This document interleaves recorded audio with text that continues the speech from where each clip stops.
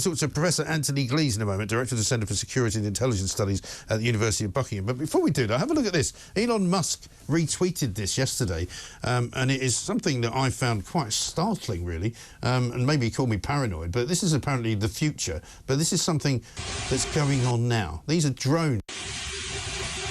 And you can hear a noise that sounds, I mean, it looks like something out of Star Wars, right? They're sort of amassed in a formation. Quite hard to see, but if you look carefully enough, you can see them all, you know, in what looks like a kind of diamond formation, swarming. I mean, if that's the future of warfare, God help us. Because, of course, on the caption, he writes, you know, and some people are still stupid enough to think that you need pilots to fly fighter jets. Anyway, who knows? I mean, I don't even know if it's real. I think it is real. Professor Glees is here. Anthony, very good morning to you. Good morning, Mike. Have you ever seen such a thing? I mean, I was quite put off by that because it looked like something out of, you know, the Return of the Jedi. Yeah. No, I did see it, and I mean, of course, Musk is, as always, talking nonsense when he says you don't need pilots to fly planes.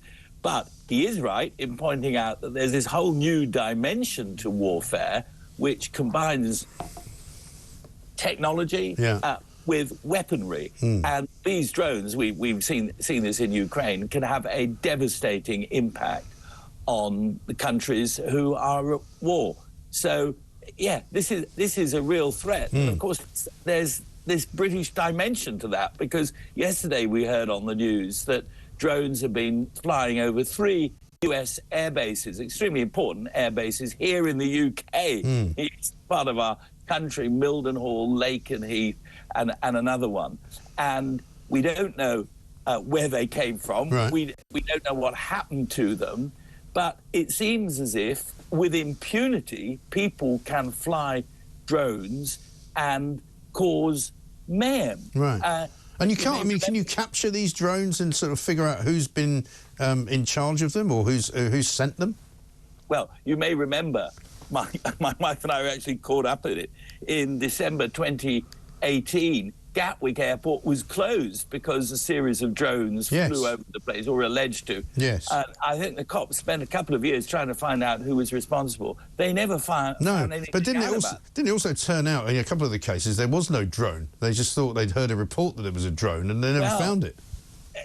You know, this is also an aspect of our national security situation right now. A hoax can cause as much mayhem. And mayhem, I should say, that's the word used by the Director General of MI5 last month when he talked about what Russia was trying to do to us in order to undermine our resolve to stand side by side with Ukraine. So there is mayhem, and hoaxes can be part of mayhem. And your viewers and listeners may recall just yesterday, day before, a number of suspicious packages found by the cops. They were blown up. In one case, quite a large explosion. We're not told anything more about that. Right. People like me, you know, look at what MI5 is saying. They've not raised the threat level. It's still substantial. And it could be that this is just some crackpot. And crackpots are flying these drones as well. But I put it to you, there could be something more sinister there that we're not yet picking up. Well, I mean, the Russians are, you know, supposedly preparing themselves for some kind of, you know, war on the West, whether it be cyber warfare, whether it be disruption, whether it be, you know, just trying to annoy us, basically. Everything from firing missiles to putting up drones to interfering with our technology. Well, you're absolutely right. And of course, Pat McFadden, who is Starmer's fixer, and was Starmer's fixer rather successfully, I think, he is now the minister in charge of national security. He's saying to NATO chiefs there is what he's called this hidden war against all those who support Ukraine. And that, of course, is all NATO countries. Yes. And part of the hidden war is led by a military intelligence unit, a Russian military intelligence unit, GRU, 29155. Now, Unit 29155 is well known to the good people of Salisbury because they were the people who launched the Novichok attack on Sergei Skripal. Yeah.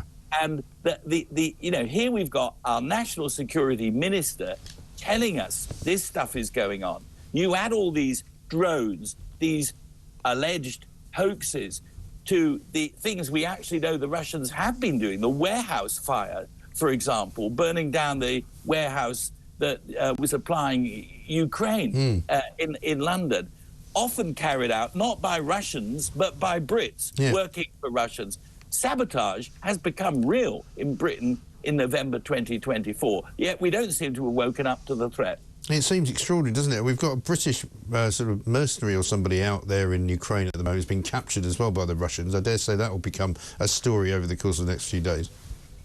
Well, the Russians are doing everything they can to maximize their position before Donald Trump gets into the White House and has made peace, he said, in 24 hours. And what is going to be this peace, which will be imposed on the people of Ukraine, will be the Russians hang on to what they've got, Crimea, the eastern Donbass, in return for which they stop killing Ukrainians. Trump, I think, is quite wrong to agree to that. Putin won't stop with the bits he's taken. Over the years to come, he will get more and more. Zelensky is on his death list. Meanwhile, he tries to intimidate us here in the United Kingdom, and that's wrong. You know, we have said, quite rightly in my view, we double down. We will not give up our support for Ukraine to please Putin. He's an odious bully, and only our strength, and you were talking earlier about Rachel Reeves's budget, which is obviously not going as she had planned. You can say that again. A bit like Andrew Lansley's reforms, in 2010, reforms of the NHS caused total chaos. Looks a bit the same to me. But it needs rewriting, leaving farmers and national insurance and winter fuel payments, leaving that all to one side because of our national security needs. We need to spend far more money on defending our sceptred isle against Putin and realizing that he can get at us, not necessarily with missiles and not necessarily with missiles with warheads, but simply by making this highly populated island vulnerable to cyber attacks and to drones, and generally causing, as MI5 director said, mayhem in this country. And that is a real wake-up call. It can only be dealt with if we have the funds. And delivering security, that is the first duty of any government. NHS, all the rest of that stuff is in the second division, and we're not doing it right now. And Mr. Starmer has got to get his act together on defence. Yes, I couldn't agree more. And everything else, by the way. Thanks very much indeed, Professor Anthony Glees there for the Centre for Security and Intelligence Studies.